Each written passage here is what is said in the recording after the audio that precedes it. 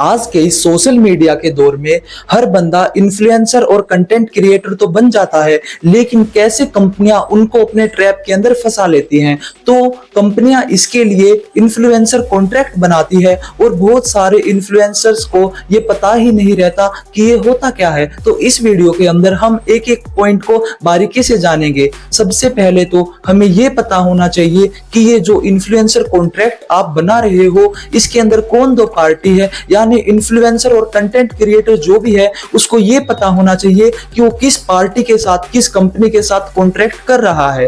और सेकंड, जो भी उसने कॉन्ट्रैक्ट किया है उसके अंदर उसको क्या कंटेंट क्रिएट करना होगा और किस कंपनी के लिए जो भी वो कंटेंट क्रिएट कर रहा है वो कंटेंट कहां पर पोस्ट किया जाएगा, ये सारी चीजें क्लियर होनी चाहिए। और थर्ड वन, जो आपका मोड ऑफ पेमेंट है वो कैसे होगा, आपको एडवांस पेमेंट मिलेगी, कैश में पेमेंट मिलेगी, लमसम आपको पेमेंट मिलेगी या हाफ हाफ डिवाइडेड आपको पेमेंट कैसे मिलेगी, वो सभी चीजें आपको पता होनी चाहिए। और इसके बाद आपको ये पता होना चाहिए कि आप जिस कंपनी के लिए कंटेंट बना रहे हो क्या उसकी एक्चुअल ओनरशिप आपके पास होगी या फिर कंपनी के पास। ये चीजें भी फर्स्टली आपको सारी चीजें क्लियर होनी चाहिए कि उसकी एक्चुअल ओनरशिप किसके पास होगी।